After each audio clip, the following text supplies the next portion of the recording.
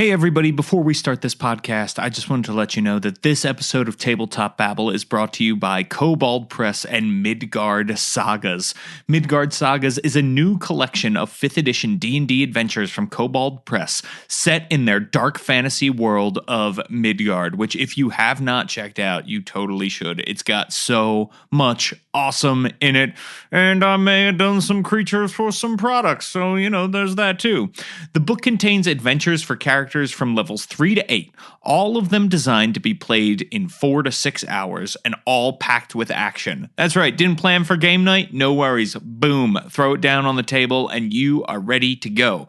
Players will fight their way through clockwork guards to save the cities from a mad saboteur, execute a daring heist at a posh nightclub, explore the ruins of an ancient elven city, avert war with the dust goblins of the wastelands, and battle brain-eating menaces from space. If that doesn't get your creative juices flowing, nothing will. Go check it out at koboldpress.com. That's Midgard Sagas at koboldpress.com. This is Tabletop Babble. I'm James Introcaso.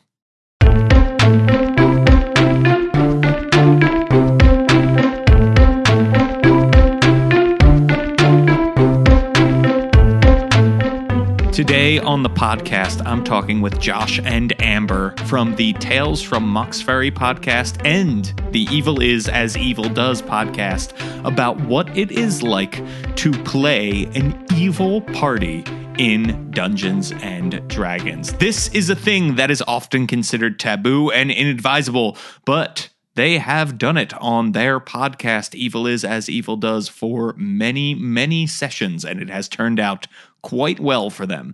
So let's find out, how does one play a successful evil party? Okay, everybody, now I am here with Josh and Amber. Welcome to Tabletop Babble. For people who don't know, let's tell them who you are and what you do in the world of tabletop role-playing games. Josh, let's start with you. Hi, I'm Joshua Long, go by Josh, and I run a podcast called Evil Is Evil Does, which is on hiatus, but it's pretty much a group of evil players going throughout a city called Mauxferry. And the podcast I'm producing right now is actually called Tales from Mauxferry, where we play Blades in the Dark right now in the city that we've created over the years. And you can find me at Evil DM Josh on Twitter. That's awesome. Yeah, it's a great podcast. Both of them are. People should definitely check them out. And one could argue that Blades in the Dark is not centered around playing the best people in the world. Yep. And Amber, who are you and what do you do in the world of tabletop role-playing games? Sure. Hi, I'm Amber, and I currently run a podcast called Shapeshift, and it is basically just capturing my journey as a GM. So I just started GMing last year, and I started doing a lot of one-shots, and now I'm actually running a campaign, my first campaign ever, using the system Ryutama. Oh, wow. That's awesome. That's welcome to the wonderful world of game mastering. It's been fun and challenging and crazy. Yes. Yeah, those are the right 3 adjectives, I think. We need more amazing GMs, so I'm super glad that you have stepped up to the challenge. And today we're going to talk about running an evil campaign. I think this is really important because I often see groups want to run an evil campaign. They'll be asking for advice on social media, and then people will be like, don't do it. It's horrible. You all kill each other in the end. But I think you are here to teach us otherwise today, that it can be done and it can be really fun. Obviously, you can't sustain a podcast if it's only one episode. So let's start with this. How do we keep the evil reined in during an evil campaign? So there's no party infighting. We're not rolling up new characters every session because we murdered each other at the end of the last one before that. Just to give us some history, we've been playing an evil campaign for about 7 years now, and not like 7 years of every 3 months or whatever. It's been pretty consistently twice a month for 7 years. Josh and I had known each other for a very long time, and we had talked about playing an evil game, and it's really a lot about finding the right players first, which, sometimes we're not very lucky to be, cherry pick people.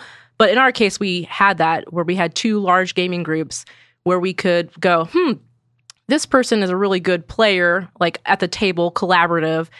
Would they be interested in maybe doing this? So I think one of the first things to think about is really just actual people's personalities. Can they handle situations that might come up in an evil campaign? Yeah, especially some people that I was considering are a little bit more religious, and they're great people, but some of the topics and actions that may happen, they even told us like, no, thank you. I'm not interested in that kind of stuff. Yeah, you don't want to also think about people who, you know, are that player. I mean, I don't know if I have to go into much detail, but they are just kind of like irritating and just are the people, even when you're playing a good campaign, that kind of cause some trouble. Mm-hmm. Yeah, the person who came because you really needed a cleric, and so yes, yeah. And then they're going to be exactly.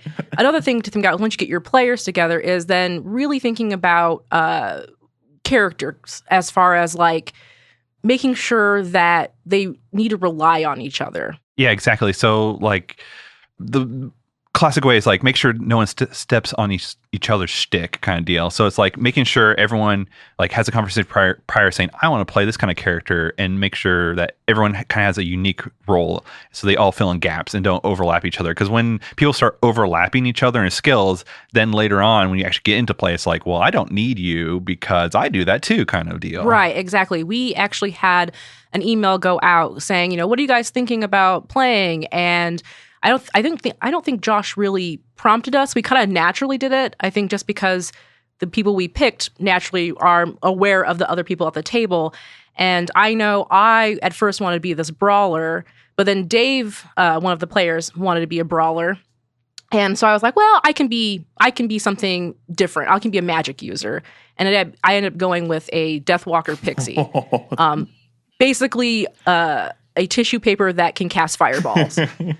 So I really need Newick, Dave's character, the Minotaur, who is a berserker, to be my shield, essentially. I can't really exist without my evil group, comfortably at least, in the world without them.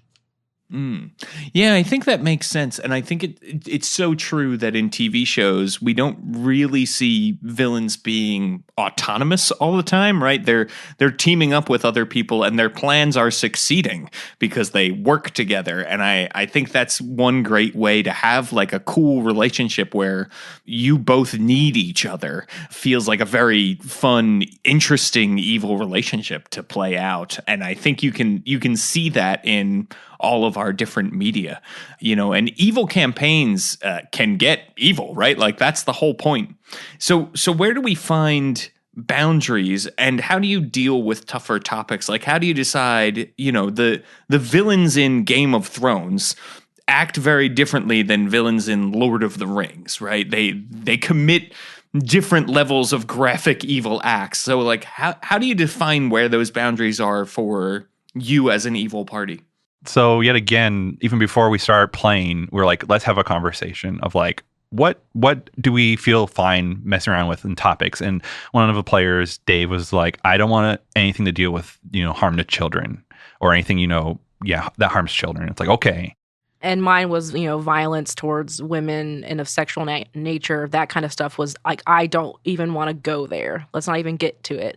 I think also we kind of briefly talked about like slavery too. Yeah. So yet again, even before you're playing, it's like have another conversation with your players prior. So when we first started, there wasn't really the concept, or it wasn't really out there much of a red card. So I know not everyone has the luxury or maybe want to kind of put themselves out there of like having those kinds of conversations, but it's like having that red card, that X card, and putting it on the table and saying, hey, if we start going in a direction that you don't feel comfortable with, just touch the X card and we will back away. They're like, that did not happen in canon. And we have never had the X card, but we've all been friends for a really long time. But there's actually been 2 times during the whole 7 years where players, it was actually after the fact, were like, that was not okay. Right. I even did something where it was me who initiated it. And then I was like, oh, after the fact, I did not like that I went there. But having the conversation afterwards, you know, it just conversation and communication and checking in with your players. Right. And since we make this into a podcast, we have the magic of editing to just be like, that never happened. Right. But for people that do not have that luxury, when someone says, that shouldn't have happened, everyone should agree that in canon that should not have happened. Right. Another thing that we do a lot is, fade to black. This thing is going to happen. We do not have to go into detail. We just know that this is going to happen. Maybe it's a torture scene. Gerlach goes off into his dungeon with such and such, and fade to black. Yeah, and so when you actually start playing and stuff, especially for the DM, you can say the players may, said, oh, it's okay if we do torture and some of these other evil things, but it's like, especially when you're starting out, it's like, really? Do you mean it? So at least from a DM's perspective, I waited for them to do those kinds of evil acts themselves as the players to initiate it. So once they had done those acts and, the table's fine, from a emotional perspective, it was like, oh, that gives me as the DM myself also to present scenarios like that. Wow. Yeah, definitely. So it sounds like, trust and communication are obviously huge things when you're doing this. When you're doing it for an audience, how much trust does the audience have? Does the audience ever say to you like, oh, you all went too far in this way? You sort of have the extra layer of scrutiny. Certainly the ability to edit is great, but you also are playing the game for way more people than just the folks at the table. Early on, because we weren't really recording it for a professional podcasting purpose, I think a lot of our stuff out there may need to be relooked at from an audience perspective. But we've had listeners who really haven't I don't know, Josh. It's your podcast, so I don't know how much communication you've had with other people about it. Most of the people have been okay. Especially in the second season, we get a little bit more silly as well. So most of the feedback I got was like, "Oh, that's funny" or whatever. But I think at the very beginning there were some people like, "Oh, that's kind of not okay" or whatever. And it's like, okay, I agree. We don't actually do that again, kind of thing. And it only came up once. But most of the time when I was editing, I would just be like, even myself, I'm like, oh, that probably shouldn't go out. So I've actually I ripped out a lot of stuff when it was just like, maybe we shouldn't allow that to go out yet. But as we got farther down, especially in season 2, it got much more open. It's such a weird thing too, because it's like, we have these TV shows, like you mentioned Game of Thrones, and it's very fine and acceptable for these people to watch it and be like, oh, that's horrible. But we at the table still bring ourselves. There's table talk. And so it's one of those things where I've always been conscious of do people really think I think this way? Even though I'm just in a mindset right now playing this game and saying these things doesn't necessarily mean I hold those views. And I'm hoping that publishing it as this is an evil campaign with evil characters and none of these things that we say really reflect who we are as people gets across. Yeah, that used to be a disclaimer for pretty much all of season 1. My opener would just be like, this is fiction, this does, and stuff like that. That does not represent us as people outside of the fiction kind of deal. Sure. Yeah, and I would assume people are must have some idea of what they're getting into if they're going to listen to an evil campaign, right? There's plenty of non-evil actual plays if that's what people are looking for. But this is it's so fascinating to me because I've been playing, for more than 20 years now, and it's one of those things that always comes up, and then I've never tackled. So it's really cool, and it's really great to hear people who are good at doing it talk about it and give advice. The fact that you've been running this long with an evil campaign, you've probably gone to a lot of dark places, right? That's fair to say. Mm-hmm. How do you decompress from that? How do you make sure that after a long game session, you're not taking the moody and evilness back with you? Well, thankfully, Josh lived far away from us. So we had an hour car ride back with the players where we can talk things out and talk about it. And it got to the point where we never referred to our characters as us. Like, I'm going to do this in the game. It would always be Milana does this, or Milana's thinking this, or Newek wants to do this, or Gerlach is this. And we really separated. We over time just learned to separate ourselves from these characters. That's one way that we could help with that. But also, What, Josh? He's Laughter. looking at me. Laughter, exactly. There are definitely podcasts out there that are like really straight to the point, great storytelling. But like as a DM, I've allowed for, the table to drift from time to time because it's like, all right, you need to let them kind of, even while playing, kind of like decompress, especially, man, when there's sometimes I can make them sad. And then that is when we need to lighten it up and stuff and like that. Yeah, and eat. Eat a snack. Yeah, well, and that's the fun of playing the villain, right? Like being a villain's great because you get to chew the scenery and have all these sort of fun moments, and you get to sort of revel in being a sociopath if you're a sociopath, or whatever your evil tendencies are. And I think you're right to let the comedy happen because it just that's where so much of the fun of being evil comes in. It's why Disney villains, I think, are really interesting because they let them be funny, right? Mm-hmm, mm-hmm. Yeah, I can think of lots of times where we've been in evil situations and then we step back and go, this is ridiculous. And just thinking about the whole scenario as it is and being able to really laugh about it. Yeah. Wow. So why would an evil group of PCs stay together? Is it a thing that listen, eventually this is going to fall apart because people are evil and that's how it goes? Or is there something more there? Oh, yeah.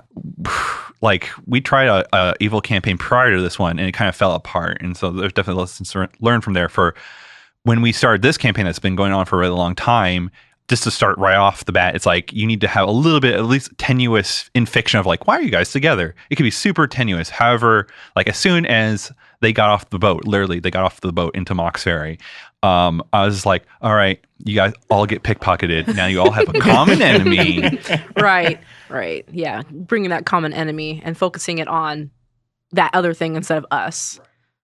So a lot of, especially early on, it's reinforcing over and over and over again, like either with a common enemy or they at one point joined the Thieves Guild early on. And so it's just like, all right, you have a hierarchy and structure that's instructing you on objectives to fulfill. And so by doing that as a group, you start to get that cohesion and, camaraderie and the such. Yeah, we start out with like barely any money. We only know each other. So here's a place to get money. We can do jobs together. Talking about, poking us and reminding us that we need each other. Josh was very, very good at that. And one of the first things that I remember doing that really reinforced I need to stay with my group was one of the abilities a pixie has for being a pixie is being invisible, which means I can do anything that I want. Wrong. I tried to steal some stuff from a potion shop and I had 5 health points and dead. Instantly I got shocked. And I was like, oh, there's a trap and I can't detect traps or disarm traps or anything. But Gerlach can. So, that's one way to remind your players that they need each other. Right. Yeah. Like as we were talking about earlier about stepping on that shtick, since no one's stepping on each other's shtick, they all have weaknesses that you can poke at and be like, hey, if only you had so-and-so that's part of the group as well, right, with you, this would be A-okay because they're really strong in covering that weakness that you have. Right. And we talked also about, smart evil versus dumb evil. A person who doesn't want to get caught is going to find the paths and motives and people they need to work with in order to achieve their objectives. We're not just trying to run in and rob a bank and get out. We're trying to, do something and navigate this world. So we'll need people to work with. That's just smart. Right. Because if they were to act dumb to begin with, right, of like, oh, we're just going to rob all the time, it's just like, well, there's cops, man. You're going to get caught.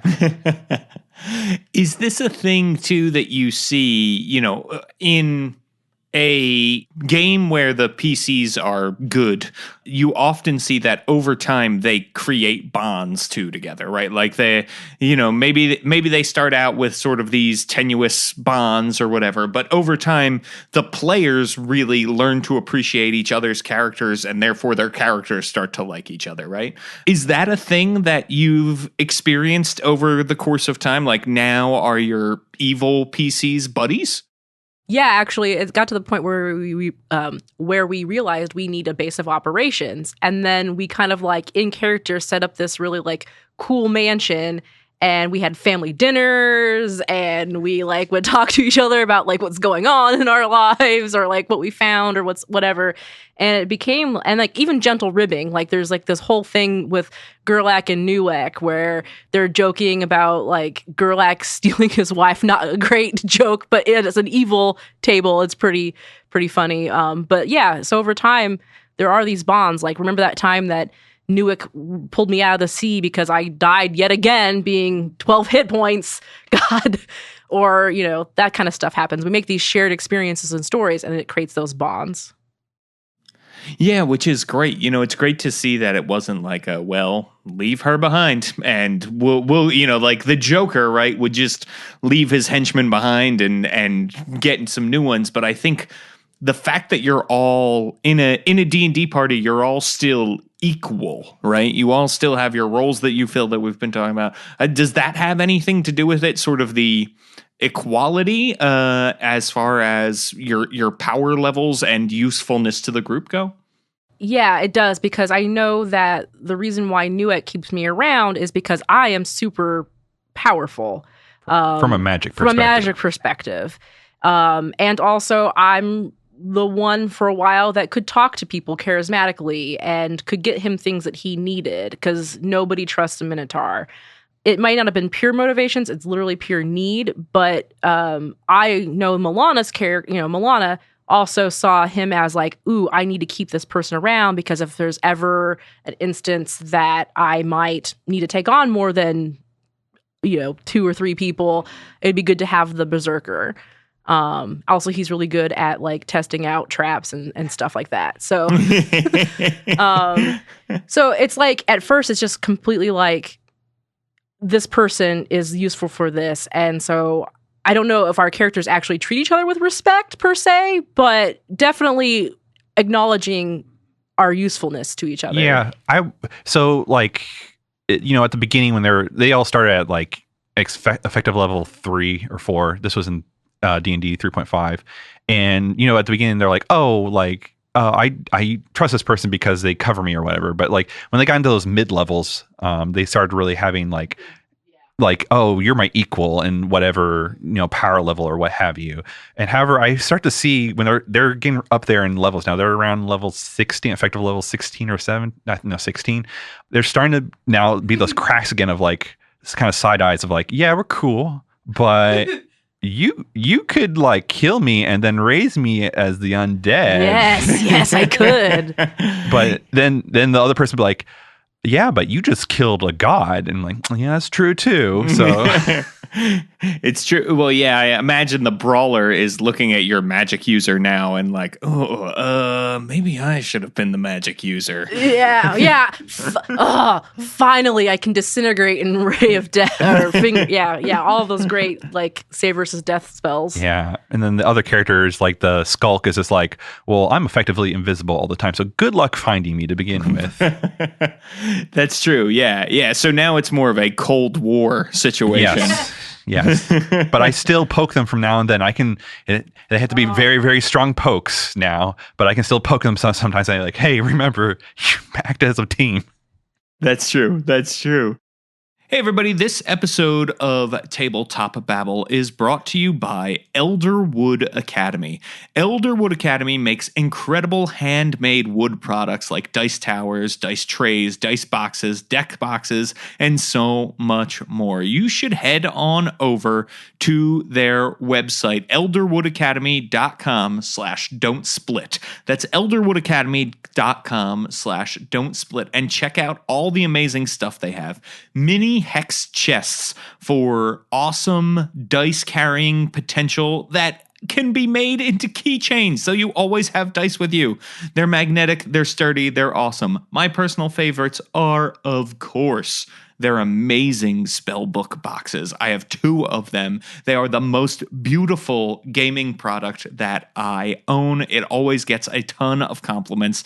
They're leather bound, they're embossed with these incredible designs, and they are customizable, so they fit the exact specifications for the kinds of games you want to play. Be them card, role-playing, board, whatever. There's so much coolness to check out over at elderwoodacademy.com. elderwoodacademy.com/don't-split. That's elderwoodacademy.com/don't-split. All right, back to the show. So how do you best run an evil campaign, right? So players, obviously, communication is important. It's important for the DM too. But what sort of adventures should a DM be running in an evil campaign? Yeah, so there's a lot of stuff that I've learned over the years. Like the first one, even before like running adventures inside, especially since this takes place in a megalopolis, is like they're going to run into a whole bunch of characters throughout the whole time. And it's like, well, how do these NPCs react to this kind of evil and the such? And going into real world kind of deal, not everyone is a snitch, you could say. Especially when there's like really bad crimes in society. The cops don't always catch the robbers. And also, even though the cops may know who the robbers are or the drug lords are, they may not pursue them because they know they're really freaking strong or have a lot of resources, or maybe they got paid off or what have you. So like start thinking about like, how does the world react to that kind of stuff? Because most of the time people just are running good games or neutral-ish games, right? And so it's like, first of all, you just need to sit down and be like, how does my world react to all this stuff? And you'll find out a lot of times NPCs will just be like, whatever, man, I'm a neutral-esque character, right? And there may be reasons why I'm okay with interacting with you. And the characters don't even, a lot of times when you talk to someone, even in real life, you may not know they're a serial killer until you're at the end of their knife. Exactly. Yeah, right. So a lot of times, like you have to internalize that kind of stuff. Play with the gray areas. Yes. But then once you actually start wanting to get adventuring, this is where it gets kind of like really exciting, at least for me, is one of the things I did was just like reimagine what a dungeon could be. Yeah, definitely.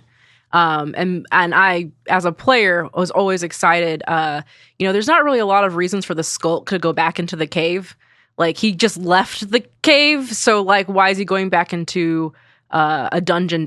And so a lot of the fun things, a lot of the fun stories we got from Josh is when he takes like a nightclub and turns it into a dungeon crawl, essentially. Or a jewelry shop, for an instance, or, you're playing an evil campaign. So that means evil dungeons, evil churches, good churches, all become basically guild or places for us to explore and crawl through. Yeah, playing evil, I can be like, anything on the spectrum is fair game. Because usually, like, good campaigns, you're like, I'm not going to go attack another good aligned entity. So you're already starting to be pinch a hold away. Even beyond these crazy dungeons, like I've done like a Wizard Towers and Time Tinkerer's Guild and all this kind of stuff. But like, if you're like, a couple times I've been in a pinch and I'm just like, oh God, I don't have time to, think of something crazy, is when I look at traditional good campaigns and you just like flip them on their head. So a lot of times in good campaigns, you go into an evil temple like Vecna and you go, attack all of whatever the people that worship Vecna and such. And it's like, just flip it all around. It's like, okay, it's a temple for Maya Hene and like, what's her tenets? And then, then there's going to be these kinds of shrines and all this kind of stuff instead. And trials, and then eventually get to her plane of existence. Yeah.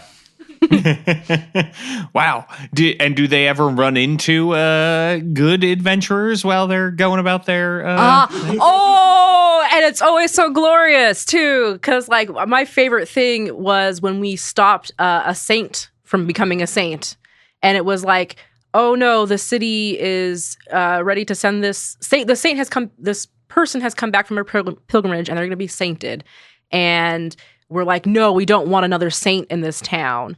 And so we stop that from happening. And then like sometimes like we, Josh playing this, it's not a cat and mouse game, but he lets us know when we're starting to get a little bit too egregious in our actions. And I remember one time I had a dragon turtle swallow his hoard of gold, casted fly on it, made him charmed monster, and made him vomit on all the gold back up on our hideout. Yeah.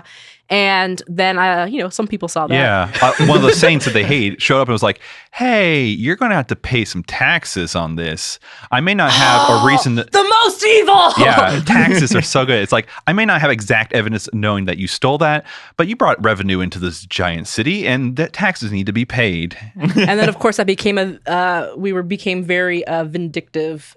We hated that guy and ended up killing them. Crazy stuff leading up to be able to kill him, though.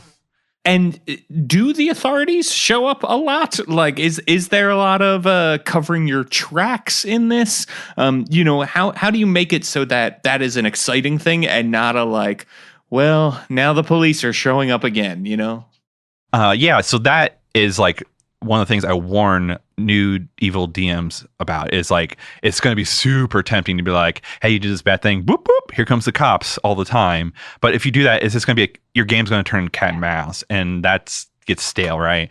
And so like at the beginning, yeah, I had like a cop show up when it was like, they did something really bad. And it's like, oh, right. Well, here's a big bribe, right?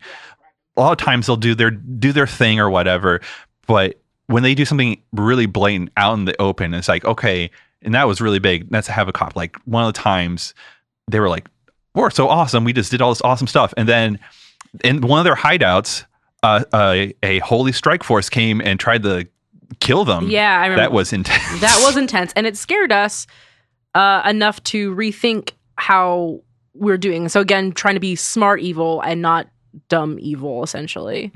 Well, and it's the same thing. You want to be smart good and not dumb good when you play D&D, right? If you're like, well, we're level 1 and there's a dragon that needs slaying, that's going to end real quick for you. That makes a ton of sense. And what about knowing as a DM what things to pursue and what evil things to not pursue, right? Because there's evil comes in a lot of shades. I would say there are more ways to be evil than there are to be good, just in the sense that like it's kind of hard to be good and there are easy ways to be evil.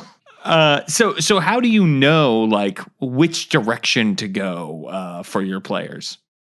Yeah, they've done a whole bunch of different kinds of evils over the years, and man, a lot of times they can keep it under wraps, right? Or like sometimes a skulk has to go into someone's house and threaten their wife and children and all that kind of stuff. Like you do. Yeah, exactly. No witnesses. They got wise to that. No witnesses. So it makes it harder for me to be like, oh, how do I kind of circle around and back on that? And so a lot of times it comes down to like the fiction of what that moment is, not just like for me, like, oh, this is a good story beat of like, I think the cops need to, or equivalent need to show up. It's more of like, hey, this beat was awesome for you guys, but it was really out there and like maybe it was really heinous, or maybe it was just this, grandiose or whatever, or you literally show up in the middle of a ceremony and there are thousands of people there. Cause like they've killed a couple of gods now, in quotes killed. I would say they did not kill because of the circumstances. And most of the time that's been okay because they killed all the underlings and they could frame someone else sometimes and stuff like that. And knowing how your world works and operates. And like if we flood the prison district, who is going to want to check in on that? Because a flooding happened and maybe somebody saw something or there's some magical trace of something. And so it's really thinking about your world, really, I think. And that's just me from being in my, GMing for the last, year now. I started to think about this too. It's like these people had these actions. They left their mark on the world in some way. Even though maybe somebody didn't see them, how does that affect the people who would interact with this mark, essentially? Yeah. And it's kind of like swinging back to the example of like, and what I said earlier, the real drug cartels, like cops won't go after drug cartels because the cartels have automatic weapons and they may need pistols. The only time they go after the cartels is when they have a mass of force, right? And so depending on like in fiction, it's like there may have been someone that witnessed that, but they don't have a massive force. Right. But when they do finally, then something will happen. This was actually a really good question we had during a live panel. We do this at Gen Con and Gamehole Con a couple times, and it's talking about that resource. Like, you have to really think about like your world and the resources in it. And just like the real world, like Josh keeps saying, is there enough Paylor Saints to take care of this? And if they're not in your fiction, in your world, then maybe they don't respond right away. Right. Or maybe like a really powerful force that they don't really know about. Witness it, though. They're like, I want to talk with you. Right. And maybe that can lead to, like a police situation, but maybe lead to an ally or someone to work with at the time. So even though the resources for good and, retribution may not be there, you can still swing around and be like, hey, I'm watching. This other person is watching you. But another thing to think about is not just the good resources. What if we mess up the werewolf faction, the Knight of the Blood Alliance? And then now you've got werewolves and vampires knocking on your door because of something that you've done. So it's a very big world out there. Sure, yeah, and that's a big thing, right? I think there are times when we're playing D&D that two good aligned factions might butt heads, right? But I think that is a more common thing among evil factions, right? That you'll see evil factions that hate each other and are battling, and it's no holds barred, right? Like, it's not like we're gonna butt heads, but we both know we're good because we're the X-Men and the Avengers. It's like, no, we're the Brotherhood of Evil Mutants and the evil Avengers, and we're playing for keeps, right? And like, that's how that goes. So I guess the potential enemies are sort of limitless, which is really fun and interesting. So how do you successfully end an evil campaign? When I think about TV shows that have anti-heroes, which has been a popular thing going on lately in television, Breaking Bad and all that sort of thing. I guess that's not lately. That was like 5 years ago. And even though we enjoy these unscrupulous characters who are the main characters, often the most satisfying endings are the ones where they sort of get their comeuppance, but we're not playing those characters. They're not, that's a TV show. That's a movie. We're watching the action happen. What do you think is a successful way to end an evil campaign? Well, yeah, Amber is glaring at me. I can tell you how not to temporarily end a evil campaign, though. So pretty much, spoilers, but the journey to this ending is awesome, is they killed Maya Henny recently. And in her domain, it was running at a different speed of time, and they jumped ahead 200 years, and all their progress was lost in the city.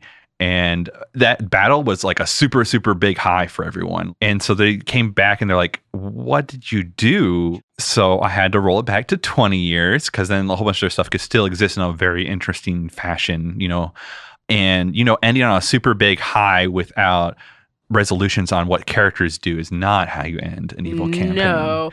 And I have thoughts and feelings about this.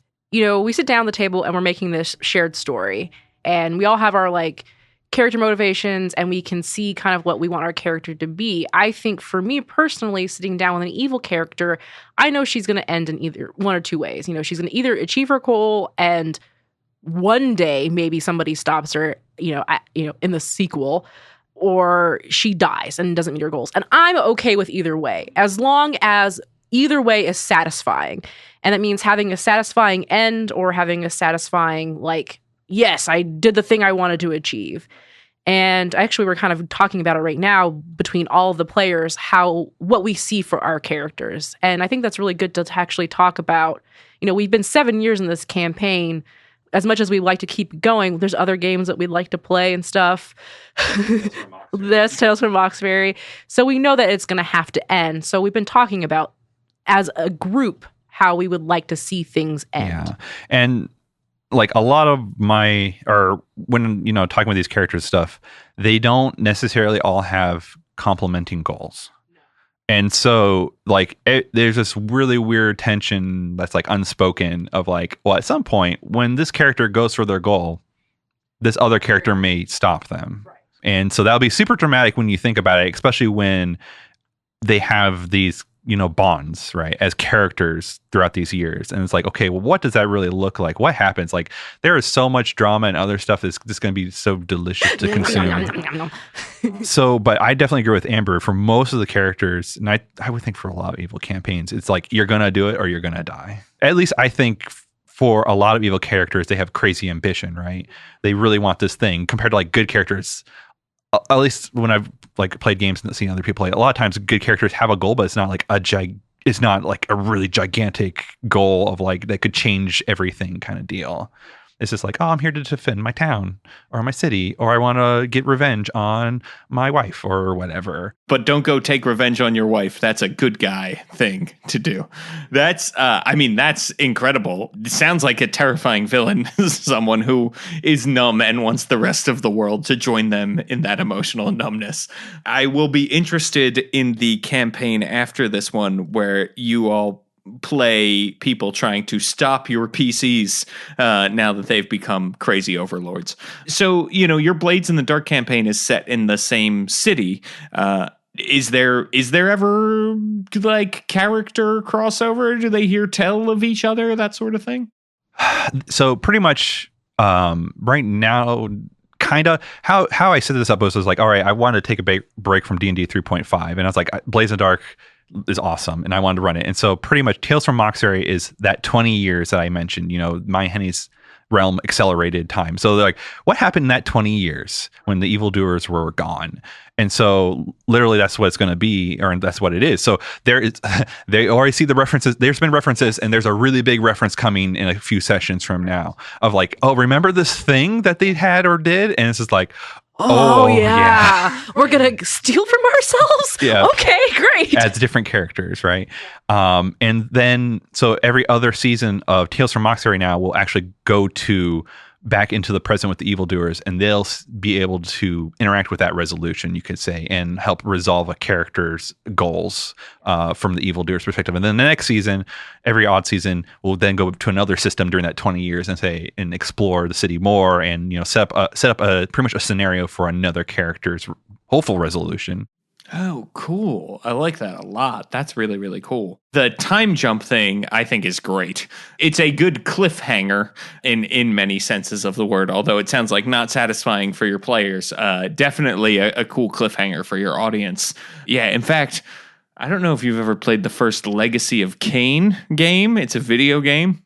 You are a vampire who is trying to essentially you're trying to heal the land. It's kind of this whole story. You're fighting against your vampiric nature. There's an evil dude, evil king. You can't get to him, but you can go back in time. You have like an opportunity to go back in time when he was a good young king and less protected, less paranoid.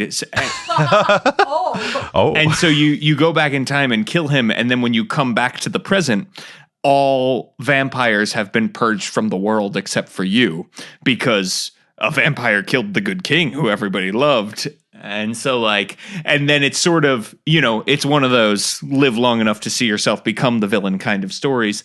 And your sort of time jump reminded me of that, of like, hey, look, you did this thing you really wanted to do, but it really messed up everything else for you, didn't it? Yep, exactly. Yep. Well, I think it's great, and I think it is a really, really fun thing that you're doing. And I would love to come play an evil game with you all sometime. But in the meantime, where can people find you? And why don't we start with you, Josh? Yeah, you can find me at Twitter at EvilDMJosh, and you can find my show, Evil Is As Evil Does, anywhere any podcast aggregator, and also at Geekspective.com. And that's the same for Tales from Mauxferry. You can find that at Geekspective.com as well. Excellent. And Amber, where can people find you? Sure. You can find me on Twitter as well at Rocket Orca. And also I have my podcast, Shapeshift, which is on the Geekspective network. So geekspective.com, and also all the other podcast aggregators. And I also have a Twitter for it, ShapeshiftCast, which I'm kind of putting up a lot of my campaign stuff. And actually I'm going to be having a GM reflective piece coming up soon about how it's been running games much in the last year. I can't wait for that. That sounds awesome. Well, thank you both so much for joining me on Tabletop Babble today. Yep. Thanks for having us. Wow, what a great interview. Josh and Amber really know their stuff. Awesome to have them on as always. You know, Tabletop Babble is still a new show, and you can help us grow by heading on over to iTunes, leaving us a 5-star review. Even if your podcatcher app isn't iTunes, odds are it uses the iTunes algorithms to rate and recommend podcasts to other people. So please, please, please create a free account, go onto iTunes, rate us and all the other amazing podcasts that you love. It will take you 30 seconds, and it will seriously help the shows that you love to listen to continue to go on. Plus, if you leave us a 5-star review, I will read it out loud and credit the person who left it. I'll say what you wrote verbatim. You can make me say anything you want, like Alioth91 from Canada, with a review entitled Really Helpful. Thanks to James and his guests, I improved my GM level by at least 10 levels. The conversations are always constructive and really help players and GMs alike improve. I have learned so much about the industry and the world of tabletop role-playing games that my girlfriend doesn't want to hear about it anymore. Seriously, listen to this. It is nice. It will give you all the much-needed inspiration for your games. Thanks, guys. Hey, thank you so much, Alioth91. I really appreciate it. And please apologize to your girlfriend for us. Maybe your girlfriend wants to get in on some games. Just saying. Maybe she could listen, leave us a review, and she will learn the magic of role-playing games, and your connection will deepen. And, you know, there will be some true real-world magic between you. Just throwing it out there, not to make it weird or anything. Hey, people, if you like this show, there are 2 other shows on Don't Split the Podcast Network you might enjoy. The first is Tabletop Voices. It's me one-on-one interviews with role-playing game designers about how they got their start and to where they are in the industry. There are some really good conversations. You can check it out over at Don'tSplitThePodcastNetwork.com, along with The Demon Plague, a 5th edition Dungeons & Dragons actual play podcast that I am the dungeon master of. I've got a great crew of players. Rudy Basso, know him, love him. He's incredible. Plays the monk Rain Bowie. I got Robert Aducci playing Torsten Alehand, the incredible wizard cleric. I got Lauren Urban. That's right, Lauren Urban playing the incredible Aarakocra rogue Rock. And finally, the one, the only TK Johnson playing Isabel Halfback, an incredible half-orc fighter who moonlights as a matchmaker. It is a really, really fun podcast, and we are playing through the adventure, The Demon Plague, that I wrote with John Four and kickstarted it earlier this year. So go to Don'tSplitThePodcastNetwork.com, check out Tabletop Voices, and check out The Demon Plague. Also, if you want to follow me on Twitter, I'm at James Introcaso, and you can read all about my game design exploits at worldbuilderblog.com.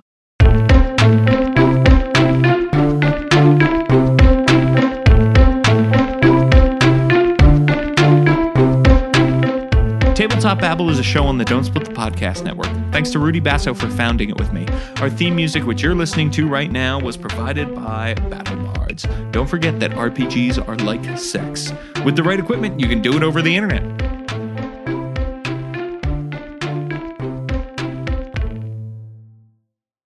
Gather round, travelers, to hear our tale.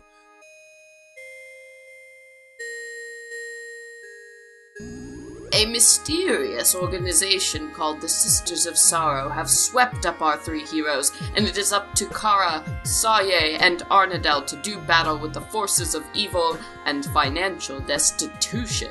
We shall battle with ancient lore. Take them down with our sharp reflexes. Hey, did you guys finish the last of the ale? Venture Maidens is a Dungeons & Dragons 5th edition actual play podcast featuring a cast of 4 lifelong gamers. Kara, not now. We're recording a podcast ad. Right. I chop it with my axe.